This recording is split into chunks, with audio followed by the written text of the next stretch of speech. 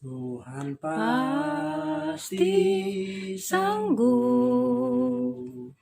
Tangannya takkan terlambat untuk mengangkatmu. Tuhan masih sanggup. Percayalah, Dia tak tinggalkanmu. Tuhan, terima kasih. Kami percaya Tuhan tidak pernah meninggalkan kami.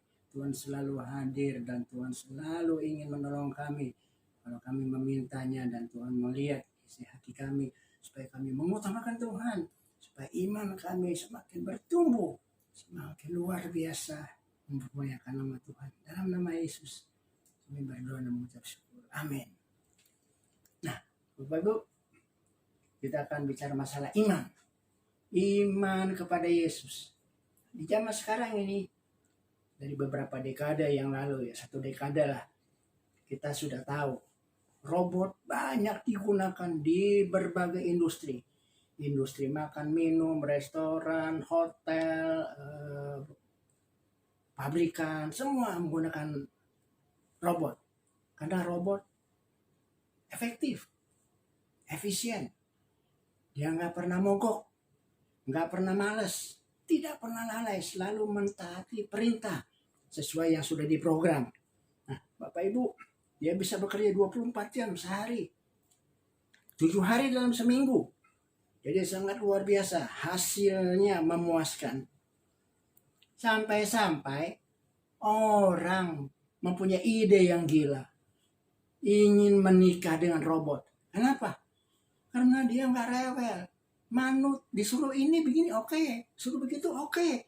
Nah, Bapak Ibu, ini sesuai dengan program yang dicanangkan oleh Way of the Future, WTF.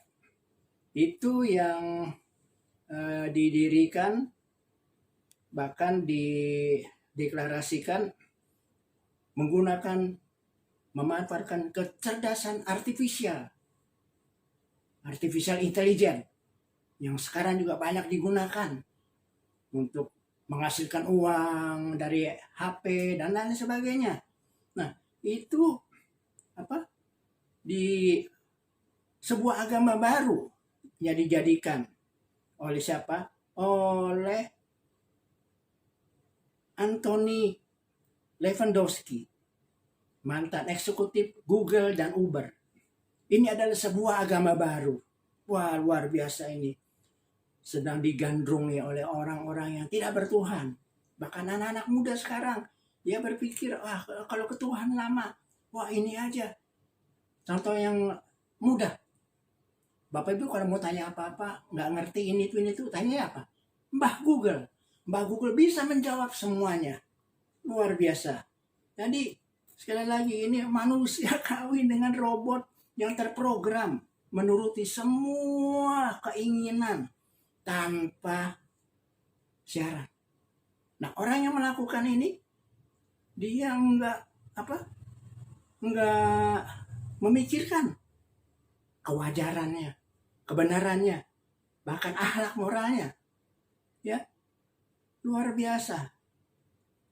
Kemuktahiran iptek mengakibatkan manusia cenderung mengandalkan pikiran dan mengabaikan Tuhan. Ya, memang kita tidak salah mempunyai pendidikan yang tinggi, berpengetahuan, pengalaman yang luas, tapi janganlah mengkultuskannya. Nabi Yeremia memberi warning dengan tegas di Yeremia pasal 17 ayat 5, situ katakan, beginilah firman Tuhan, terkutuklah orang yang mengandalkan manusia, yang mengandalkan kekuatannya sendiri, dan yang hatinya menjauh daripada Tuhan. Di era modern dengan teknologi canggih, hati kita harus makin lekat kepada Tuhan. Kalau enggak, wah bisa berbahaya. Kita bisa meninggalkan Tuhan. Ingat, kasih karunia-Nya yang memampukan kita bisa berkarya, bisa berjenjang yang tinggi, yang bisa menyejahterakan kehidupan kita dan umat manusia. Bukan menyombongkan hebatnya tekno hasil karya manusia. Ya, melihat keadaan dunia sekarang ini, kita sadar pantas di era Tuhan Yesus ada di dunia, ya, kata-kata yang dilontarkan Tuhan memang tidak dimengerti secara logis, tapi sekarang ini kita bisa lihat dengan mata kita sendiri, khususnya akhir-akhir ini terpampang di pelupuk mata kita. Luar biasa Tuhan Yesus. Apa katanya di Lukas 18 ayat 8? Aku berkata kepadamu, ia akan segera membenarkan mereka. Nah, yang ini yang saya mau katakan. Akan tetapi, jika anak manusia itu datang, adakah ia mendapatkan iman di bumi? Wah, dengan melihat begini, orang lebih condong, wah, ke Google aja. Ke ini aja, artificial intelligence saja, dan segala macamnya. Wah, bahaya sekali. Jadi pengetahuan luas, kehebatan tekno tidak mampu menyelesaikan masalah-masalah yang rumit dan exhaust di hidup kita. Nabi Yesaya mengingatkan, ya, Yesaya pasal 40 ayat 28-31 situ Anda bisa baca. Situ dikatakan Tuhan ialah Allah kekal yang menciptakan bumi dari ujung ke ujung. Ia tidak menjadi lelah dan tidak menjadi lesu. Tidak terduga pengertiannya. Di ayat berikutnya dia memberi kekuatan kepada yang lelah dan menambah semangat kepada yang tiada berdaya. Orang-orang muda menjadi lelah, lesu, teruna-teruna, jatuh, tersandung. Tapi orang-orang yang menanti-nantikan Tuhan mendapat kekuatan baru. Mereka seumpama Raja Wali yang naik terbang dengan kekuatan sayapnya. Mereka berlari dan tidak menjadi lesu. Mereka berjalan dan tidak menjadi lelah. Yesus sendiri juga mengundang kita datang untuk mendapatkan kelegaan. Di Matius 11 ayat 28 katanya, marilah kepadaku semua yang letih lesu dan berbeban berat. Aku akan memberikan kelegaan. Raja Daud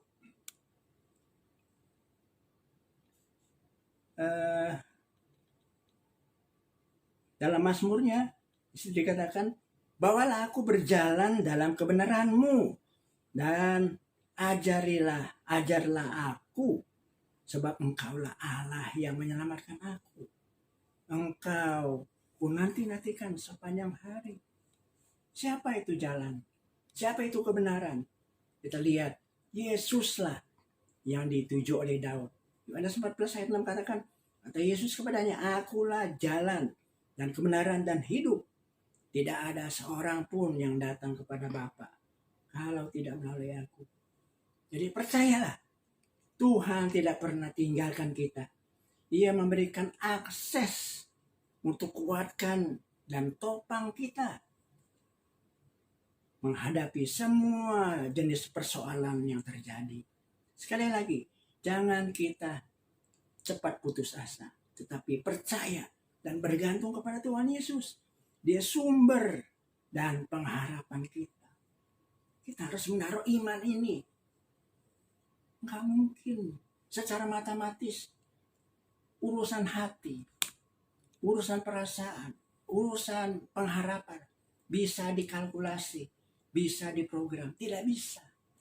Itu hanya di dalam Yesus bisa kita dapatkan. When our strength run out, God's strength begins. Ya, serahkan pada Tuhan. Tuhan menjadikan semuanya indah. Terima kasih Tuhan. Kami percaya. Kami mau mengoreksi diri kami kalau kami melakukan hal-hal yang tidak benar. Kami mau terus beriman kepada Tuhan. Menjadikan Tuhan benar-benar juru selamat, penolong, penyembuh, pemulih kami. Terima kasih. Kami mengucap syukur Di saat-saat sekarang ini, kami terus menaruh pengharapan kami kepada Tuhan. Sekalipun banyak masalah, banyak wabah, silih berganti. Baru saja, bahkan belum selesai COVID-19, sudah mulai terjadi di daerah China, Arab, Irak, bahkan sekarang di Iran. Wabah lebah yang lebih berbahaya. Tuhan tolong, kami berharap ada perlindungan dari Tuhan. Darah Yesus membungkus setiap kami semuanya. Dalam nama Yesus, kami sudah berdoa. Amin. Shalom. Tuhan berkati kita semuanya.